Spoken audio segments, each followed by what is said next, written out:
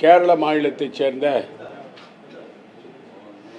RSS அமைப்பினுடைய பொறுப்பாளரும் கேரள மாநில பாஜகவினுடைய செய்தி தொடர்பாளருமான திரு மகாதேவ் அவர்கள் பேட்டியளிக்கும் பொழுது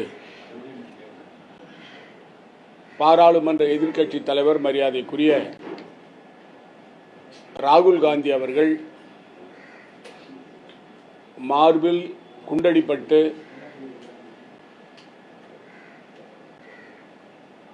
உயிரிழப்பார் என்று பகிரங்கமாக பேசியிருக்கிறார். இது தொலைக்காட்சியில் வந்திருக்கிறது. இந்த மிரட்டலை பாரதிய ஜனதா கட்சி தலைவர் ராகுல் காந்தி அவர்களுக்கு விடுத்து மத்தியில் உள்ள மோடி அரசை எதிர்த்தால் விளைவு விபரீதமாக இருக்கும் என்ற நோக்கத்தோடு விடுக்கப்பட்டிருக்கிறது. ஏற்கனவே பல முன்னுதாரணங்கள் இருக்கின்றன. நாம் அண்ணல் காந்தியடிகளை இழந்திருக்கிறோம், அண்ணன் இந்திரா காந்தியை இழந்திருக்கிறோம், தீவிரவாதத்தால் இழந்திருக்கிறோம், தலைவர் ராஜீவ்காந்தி அவர்களை இழந்திருக்கிறோம். இப்பொழுது மோடிக்கு சொம்மசப்பனமாக இருக்கின்ற பாராளுமன்ற எதிர்க்கட்சி தலைவர் திரு ராகுல் காந்தி அவர்களை மிரட்டுகிற தோணியில் RSS இயக்கம் மற்றும் பாரதிய ஜனதா செயல்பட ஆரம்பித்திருக்கிறது.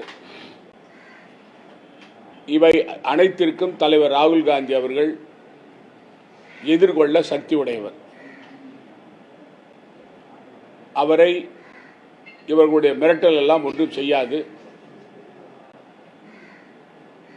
எங்களை பொறுத்தவரையிலே அவருக்கு பாதுகாப்பு கொடுக்க வேண்டியது மத்தியில் உள்ள மோடி அரசாங்கத்துடைய கடமை. ஆகவே மோடி அரசு தலைவர் ராகுல் காந்தி அவர்களுக்கு உரிய பாதுகாப்பை வழங்க வேண்டும். RSS இயக்கத்தைச் சேர்ந்தவர் என்பதற்காக மகாதேவ் அவர்கள் மீது வழக்கு போட்டு மட்டும் விட்டுவிடக்கூடாது. அவர் மீது கடுமையான நடவடிக்கை எடுக்க வேண்டும் என்று நான் கேட்டுக்கொள்கிறேன். இது சம்பந்தமாக அகில இந்திய காங்கிரஸ் கட்சியுடைய பொதுச் செயலாளர் மரியாதைக்குரிய வேணுகோபால் அவர்கள் மாண்புமிகு உள்துறை அமைச்சர் திரு அமித்ஷா அவர்களுக்கு கடிதம் எழுதியிருக்கிறார். இது போன்ற மிரட்டுகிற வேலை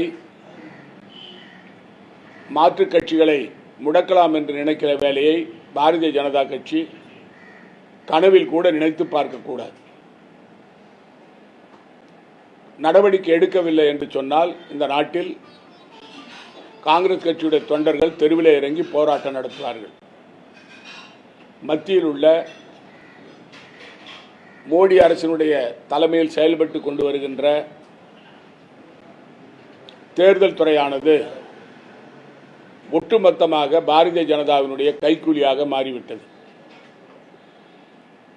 வாக்கு திருட்டு சம்பந்தமாக காங்கிரஸ் கட்சி சார்பில் தலைவர் ராகுல் காந்தி அவர்கள் எழுப்புகின்ற கேள்விகளுக்கு அவர்கள் பதில் சொல்வதில்லை. அது மட்டுமல்லாமல் பல மாநிலங்களில்